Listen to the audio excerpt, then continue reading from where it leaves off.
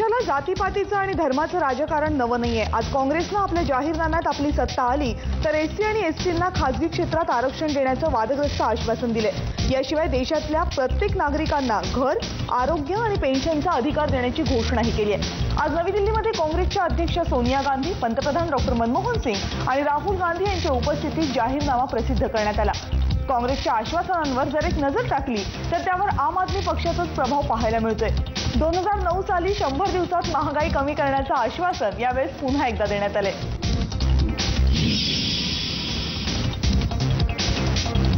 Bogus मतदानाच्या आवाहनाबद्दल शरद पवार यांची सपशेल दिलगिरी व्यक्त केली आहे। या संदर्भामध्ये त्यांनी निवडणूक आयोगाला विषय संपवण्याचीही विनंती केली आहे। नवी मुंबईमध्ये माथाडी कामगारांच्या मेळाव्यामध्ये शरद पवार यांनी घड्याळावर 2दा शिक्का मारा आणि शाई पुसून टाका असं आवाहन केलं होतं। त्यानंतर भाजप आणि आम आदमी पार्टीनं या संदर्भामध्ये निवडणूक आयोगाकडे तक्रार केली होती। आता या तक्रारीवर पवारांनी निवडणूक आयोगाकडे आपली दिलगिरी व्यक्त केली आहे। बोगस मतदानाचा विषय इथे संपवा अशी विनंती सुद्धा पवारांनी केली आहे। पवारांनी या संदर्भामध्ये दिलगिरी व्यक्त केली आहे, पण राष्ट्रवादीचे आमदार धनंजय मुंडे यांनी सुद्धा बोगस मतदान केल्याचं जे जाहीर वक्तव्य केलं होतं त्याबाबत धनंजय मुंडेंनी मात्र अजूनही न स्पष्टीकरण दिले न दिलगिरी व्यक्त केली आहे। आदर्श घोटाळ्यामध्ये मुख्यमंत्री पद जरी अशोक चव्हाणांना गमवावं लागलेलं असलं तरी सुद्धा लोकसभेचं तिकीट मिळवताना मात्र त्यांना सोनिया गांधींचा पाठिंबाच मिळताना दिसतोय। चव्हाणांवर कोणताही गुन्हा सिद्ध झालेला नाही, त्यामुळे त्यांना तिकीट देण्यात काहीही गैर नसल्याचं सोनिया गांधी यांनी म्हटलंय। काँग्रेसचा जाहीरनामा प्रसिद्ध करण्यात आला त्यावेळेस त्या बोलत होत्या। नांदेडमधून अशोक चव्हाण यांच्या पत्नी अमिता चव्हाण यांना उमेदवारी दिली जाईल अशी खरं तर चर्चा होती आणि काँग्रेसनं सुद्धा नांदेडच्या जागेचा सस्पेन्स अगदी शेवटच्या क्षणापर्यंत कायम ठेवला होता। काल चक्क अशोक चव्हाण यांच्याच नावाची अखेर घोषणा करण्यात आली। विशेष म्हणजे भ्रष्टाचार मुक्ततेच्या घोषणा देताना खुद्द राहुल गांधी यांनी एक नाही तर 2 ते 3 वेळा अशोक चव्हाण यांच्याबाबत नाराजी व्यक्त केली होती, पण आता मात्र त्यांना तिकीट देण्यात आले। या सगळ्या संदर्भामध्ये सोनिया गांधी यांना जेव्हा पत्रकार परिषदेमध्ये प्रश्न विचारण्यात आला त्यावेळेस नेमकं काय म्हणाले बघूयात। May I answer the question? Well, the decision of giving Ashok Chauhan a ticket has been taken by the CEC, and as far as we know, Mr. Ashok Chauhan is not barred from contesting election by any law or by the Election Commission. नांदेडमधून काँग्रेसचं ticket अखेर अशोक चव्हाण यांनाच मिळालं आणि त्या पाठोपाठ आता आदर्श प्रकरणातली आणखी एक महत्त्वाची घडामोड पाहायला मिळते। चव्हाण यांच्यावर खटला चालवण्यास राज्यपालांनी परवानगी नाकारली होती। त्यानंतर सीबीआयनं चव्हाण यांचं नाव आदर्शच्या FIR मधून वगळण्यात यावं अशी याचिका स्पेशल कोर्टात दाखल केली होती, पण कोर्टाने ती धुडकावून लावली होती। स्पेशल कोर्टाच्या आदेशाविरोधात सीबीआयनं हायकोर्टात दाद मागितली, त्यामुळे आता चव्हाण यांचं नाव FIR मधून यावं अशी मागणी घेऊन सीबीआय हायकोर्टात गेले। जर हायकोर्टानं विशेष कोर्टाचा आदेश कायम ठेवला तर अर्थातच अशोक चव्हाण यांच्या अडचणीत भर पडेल, पण हायकोर्टानं सीबीआयची विनंती मान्य केली तर मात्र चव्हाणांना तो एक मोठा दिलासा असेल।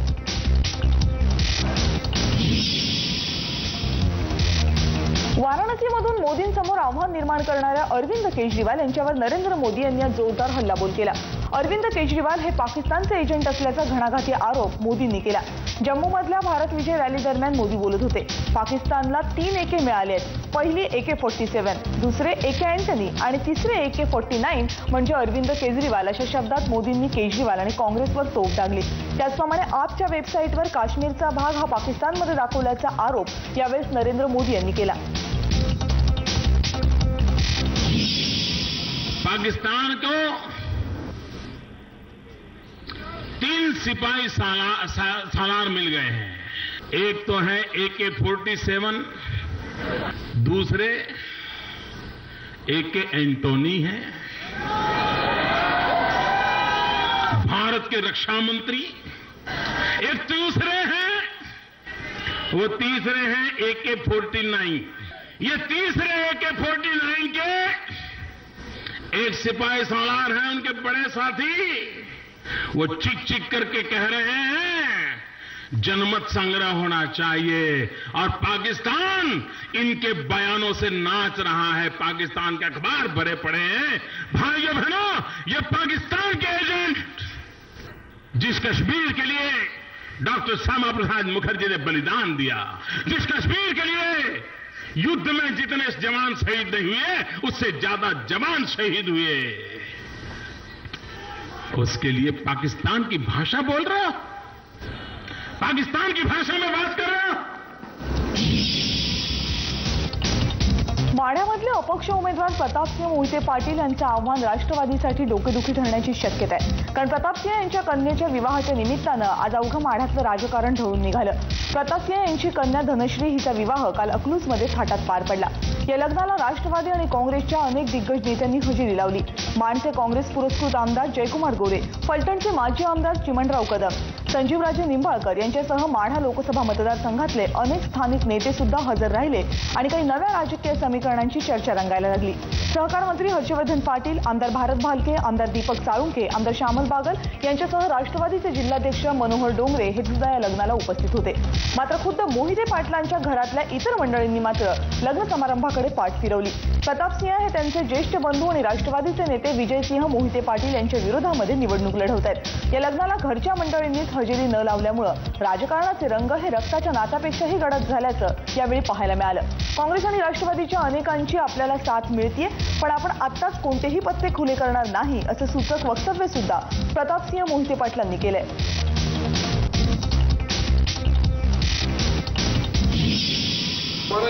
भांडण लावलेले आहेत त्यामुळे आपल्या घरामध्ये दरी पडली असं आपल्याला वाटतं। 100%, कारण मी माझी उमेदवारी अगोदर जाहीर केली होती 11 फेब्रुवारीला शेतकरी मेळाव्यामध्ये आणि त्यानंतर पवारांनी विजयसिंह मोहिते पाटलांना उमेदवारी दिली। खरं म्हणजे त्यांनी ती उमेदवारी घ्यायला नाही पाहिजे होती, परंतु आता भावाच्या विरोधात ते लढतायत आणि धाकट्या भावाच्या, हे त्यांना पटत असेल तर ते त्यांचा प्रश्न आहे। सगळे कार्ड्स मी आजच कशाला ओपन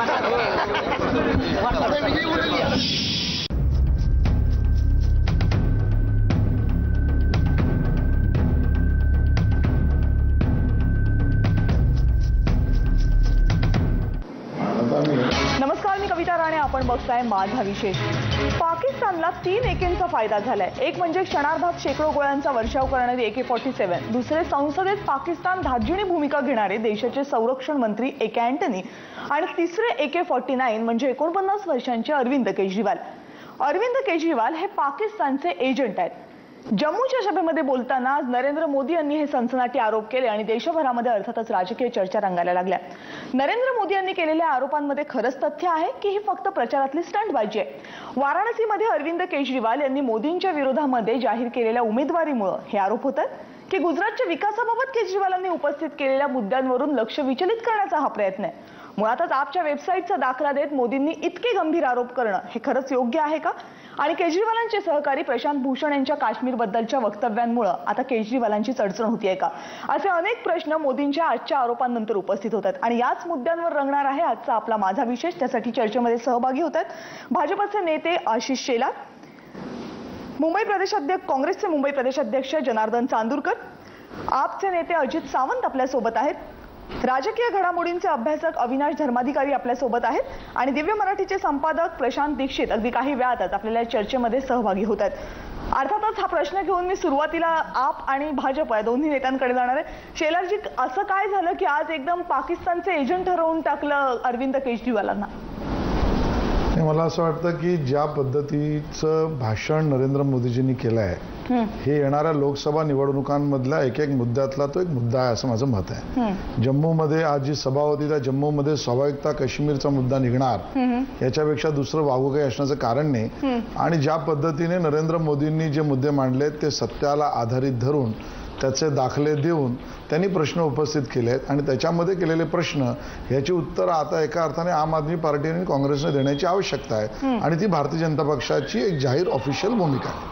पण पाकिस्तानचे एजंट हे फक्त वेबसाईटवर तुम्ही एक नकाशा छापला त्या किंवा तो नकाशात योग्य नाही, त्याच्यामध्ये काश्मीर हा पाकिस्तानचा भाग असल्याचं दाखवलं असा दावा करून पाकिस्तानचे थेट एजंट्स ठरवणं हे पंतप्रधान पदाची उमेदवारी ज्या व्यक्तीला दिलेली आहे त्यांनी करणं तुम्हालाही खरंच योग्य वाटतंय?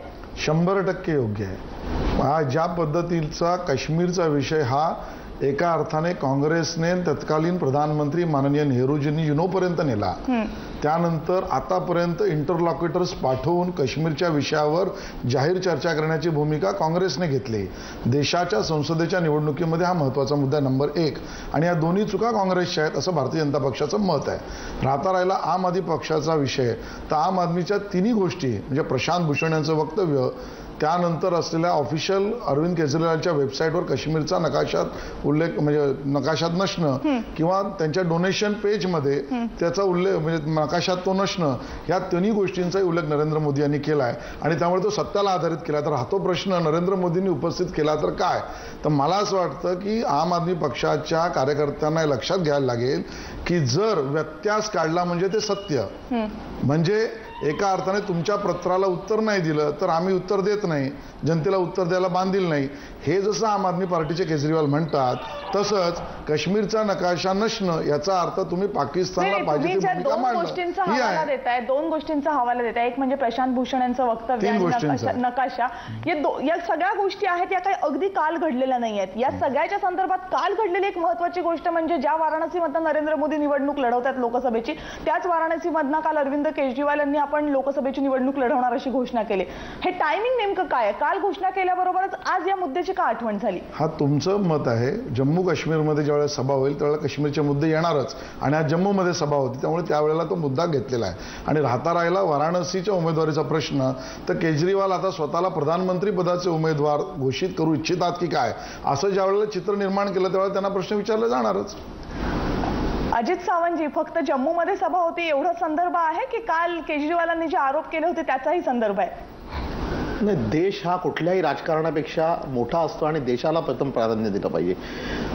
आज नरेंद्र मोदी यांनी जे जम्मू काश्मीरमध्ये विधान केलेलं आहे, विशेषतः संरक्षण मंत्र्यांबद्दल, त्याचा मी एक भारतीय नागरिक म्हणून मी त्याचा निषेध करतो.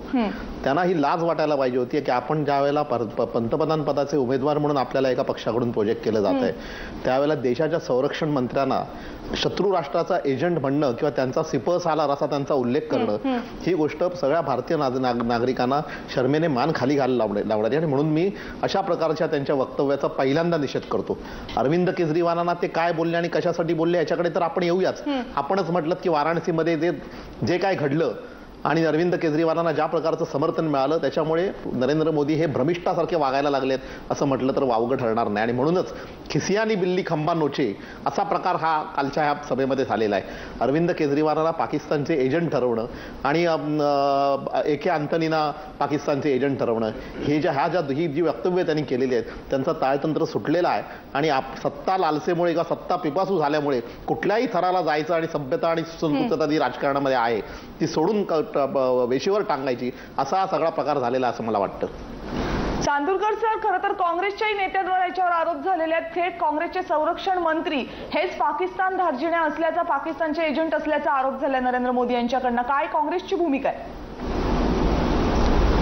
त्याचं काय झालेलं आहे की नरेंद्र मोदी हे सत्तेसाठी एवढे आतुर झालेले आहेत, एवढे हापापलेले आहेत, जो मराठी शब्द अत्यंत योग्य आहे की ते आता कोणत्याही गोष्टीची पर्वा करायला तयार नाहीत. खरं म्हणजे अजित सावंत यांनी ज्या पद्धतीने भूमिका मांडली, मी त्यांच्या मताशी सहमत आहे की देशाच्या संरक्षण मंत्र्याला किंवा देशामध्ये निवडणूक लढवणाऱ्या एका माणसाला किंवा देशाच्या एका नागरिकाला एका शत्रू राष्ट्राचा एजंट बनवणं हा आणि तेही निवडणुकीच्या प्रचाराच्या दरम्यान म्हणणं, ही खरं म्हणजे ही आचारसंहितेचा भंग तर आहेच. ते निवडणूक कमिशन ठरवेल किंवा नाही समजे ठरवेल, परंतु ही त्यांची जी नैतिक लेवल जी आहे ती पूर्णपणे ढासळलेली आहे. आणि भारतीय जनता पार्टीला आता ह्याचा पश्चाताप होत असेल की एवढा मोदीसारखा पंतप्रधानाचा कॅन्डिडेट आपण दिला ज्याला बरोबर तालीम नाही आहे, म्हणजे पंतप्रधानाच्या कॅन्डिडेटसाठी तालीमची आवश्यकता असते. तालीम म्हणजे त्याचं योग्य ते शिक्षण झालं पाहिजे, त्याला योग्य ते ट्रेनिंग असायला पाहिजे, कुठं काय बोलायचं याचं त्याला भान असायला पाहिजे आणि देशाची लाज राखण्याची त्याची कॅपॅसिटी असली पाहिजे. हे पंतप्रधान होण्याच्या पूर्वीच देशाची लाज चव्हाट्यावर काढायला निघालेले आहेत. तेव्हा हे पंतप्रधानाची दिवसा ढवळ्या स्वप्न बघावणारे यांना मी विचारू इच्छितो की जेव्हा भारतीय जनता पार्टीचं राज्य होतं तेव्हा संसदेवरती गोळ्या मारणाऱ्या गोळ्या जेव्हा झाडण्यात आल्या त्यावेळेला त्यांचे जे संरक्षण मंत्री होते ते पाकिस्तानचे एजंट होते काय, किंवा जे विमान हायजॅक केलं गेलं पाकिस्तानी अतिरेक्यानं आणि ते विमान सोडून आणण्यासाठी यांचा संरक्षण मंत्री यांनी एक अतिरेकी सोडून दिला आणि त्याचबरोबर त्यांना करोडो रुपयाची बुटी दिली, ते पाकिस्तानचे एजंट होते का? हा प्रश्न देशाच्या जनतेनं आता भारतीय जनता पार्टीला विचारला पाहिजे. आशिष शेलार आहेत आपल्यासोबत, ते देतील तुमच्या प्रश्नांचं उत्तर. शेलारजी, मुळामध्ये ज्या पद्धतीने आमचे मित्र अजित सावंत आणि जनार्दन चांदूरकर बोलतायत त्यातनं एक गोष्ट स्पष्ट होते की गेल्या 15-20 दिवसातून सातत्याने नाही ते नाहीच्या स्तरावरचे आरोप ज्या वेळेला अरविंद केजरीवाल आणि त्यांचा आम आदमी पार्टी किंवा काँग्रेस, राहुलजी, सोनियाजी आणि त्यांची सगळी वे बगलबच्चू हे करत होते, त्यावेळेला नरेंद्र मोदींनी मात्र ह्याच्यातला कुठलाही आरोप आला तशा अर्थाने आता जे ह्या पद्धतीने दोघे असे टवळावून बोलतायत ना अशा पद्धतीने कुठला रिप्लाय दिला नव्हता. आणि त्यामुळे राजकारणामध्ये संयम कोणी बाळगला पाहिजे हे पहिलं तर ह्या दोन्ही पक्षांनी समजून घेतलं पाहिजे. मुद्दा क्रमांक 1. मुद्दा क्रमांक 2, मला याचं काही आश्चर्य वाटत नाही. या देशातली जनता बघते आहे की सातत्याने जे मत आम आदमी पार्टीचं असतं त्याला काँग्रेसचं समर्थन असतंच, जे आजही दिसतंय की चांदोरकर आणि अजित सावंत दोघेही एकाच भाषेत बोलतायत. ह्याच्याबद्दलही दुमत असण्याचं कारण नाही आणि त्यांची युती ही या जनतेसमोर सातत्याने येत आहे. जे 2 चांदूरकरांनी उपस्थित केले त्याच्यावर येतो ना मी. मुद्दा आपण उपस्थित करतात तर त्याच्यावर चर्चाही होईल. आता राहिला मुद्दा त्यांनी उपस्थित केलेले मुद्दे आता इतक्या वर्षांनंतर त्याला आलेली आठवण आहे तरी त्यांचं उत्तर मी देतो. मुळामध्ये ज्या 2 घटनांचा त्यांनी उल्लेख केला त्यातली पहिली घटना देशाच्या संसदेवर अटॅक करणाऱ्या अफजल गुरुला फाशी देण्यापासून वाचवणारे काँग्रेसचं सरकारच मग पाकिस्तानचं एजंट म्हणायचं का? त्याला कोर्टाने दोषी केलं, सुप्रीम कोर्टाने दोषी केलं, त्याचा मास्टर माइंड अफजल गुरु, त्याला फाशी द्यायची की नाही? तर केवळ मतांच्या राजकारणाने त्यांनी हे केलं नाही, हे पाकिस्तानला चुचकारण्याचं काम आहे का? हा माझा उत्तर म्हणून खडा सवाल जनार्दन चांदूरकर यांना आहे. पण अखेर फाशीची शिक्षा तर झालीच ना? नाही, कधी? केव्हा? जेव्हा जनतेने उठाव केला, जनतेत भारतीय जनता पक्षाने मुद्दा उपस्थित केला, तेव्हा प्रेशर निर्माण झालं. तेव्हा इतकी वर्ष का ठेवलं? ह्या देशाला त्याचं उत्तर येणं अपेक्षित आहे. आणि जेव्हा ज्या मुद्दा त्यांनी आता त्या विमानाचा काढला त्यावेळेला ज्या काही सर्वपक्षीय चर्चा झाल्या त्याच्यामध्ये काँग्रेसच्या नेत्यांशी चर्चा झाल्या नव्हत्या का? तेव्हा काँग्रेसचे नेते पाकिस्तानचे एजंट होते का? मुद्दा आज काश्मीर विषयातला हा मुद्दा आता असा आहे की पुन्हा आपण चर्चेकडे येऊया. चर्चा चांदूरकर स्मार्टली जरी कन्वर्ट करत असले तरी मुद्दा आज आहे नरेंद्र मोदींनी सांगितलेले 3 एके, ज्यामध्ये मुद्दा असा आहे की ज्या लाज येण्याची गोष्ट अरिजित सावंत करतात त्यांना त्यांच्या पक्षाची लाज केजरीवालांनी काढली ते दिसत नाही का? की भारताचा नकाशा ज्या नेत्याला माहीत नाही त्या पक्षाच्या अरविंद केजरीवालांनी त्यांच्या पक्षाची लाज काढली, ही स्थिती आहे. आणि सत्तेसाठी कोण आपापसलेला आहे? तर ज्यामध्ये आता चर्चा न करता मुद्दा आहे की काश्मीरच्या विषयामध्ये काँग्रेसची भूमिका ही पाकिस्तान धार्जिनी आहे, हे भाजपचं मत ठासून आहे. आणि दुसऱ्या बाजूने वारंवार रेफरंडम घेऊ, नकाशानं दाखवू, बाटला हाऊस असेल, टेररिस्ट असतील, या सगळ्या विषयात आम आदमी पार्टीची देशाची लाज घालवणारीची भूमिका आहे, त्याच्यावर नरेंद्र मोदींनी प्रश्न उपस्थित केले आहेत. नाही, म्हणजे याच्यातनं असं होतंय की असं नाहीये की पाकिस्तानशी संबंध तुमचं सरकार असताना कधी आले नव्हते किंवा त्या संदर्भात ज्या ज्या गोष्टी आल्या त्याच्यावर तुम्ही निर्णय घेतला नव्हता. जेव्हा कुठलेही अशा प्रकारचे निर्णय घेतले जातात त्यावेळेस अर्थातच अनेक पक्षांचं मत लक्षात घेतलं जातं. ते कधी कधी तुमच्या बाजूचं असू शकतं, कधी विरुद्ध असू शकतं. मग जर ते मत तुम्हाला पटलं नाही तर थेटपणे पाकिस्तान धार्जिणं असं म्हणणं कितपत योग्य आहे? जसं पाकिस्तानचं एजंट, जो तो शब्द आणखीनच कडक वाटतोय. नाही, माझं म्हणणं आहे की नरेंद्र मोदींनी खडा सवाल केलेला आहे, त्यांनी स्पष्टपणे उत्तर दिलं. आम आदमी पार्टीला तर चर्चा करण्याची गरजच नाही, कारण व्यत्यास काढणं हे आम आदमी पार्टीचा धंदा आहे. म्हणजे त्यांच्या प्रश्नाला उत्तर नाही दिलं तर तुम्ही देशविरोधी आहात हे म्हणण्याची जी भूमिका भूमिका अरविंद केजरीवालांची आहे, तीच भूमिका त्यांना आता दिसली. अडाणी आणि अंबानीचे तुम्ही एजंट आहात हे म्हणताना ज्या वेळेला अरविंद केजरीवालांना स्वतःचं स्वारस्य संस्कृती ज्याचा उल्लेख आता अजित सावंत यांनी केला ती गेलेली कधी दिसली नाही. आणि त्यामुळे काश्मीरचा तुम्ही नकाशा दाखवत नाही. ही भूमिका कुठल्या देशाला आवडू शकते? रेफरंडम घ्या ही भूमिका तुम्ही घेतली तर कुठल्या देशाला आवडू शकते? आणि दुर्दैव आहे की या देशाचं राज्य करणाऱ्या काँग्रेसलाही तो ऑब्जेक्शनेबल वाटत नाही.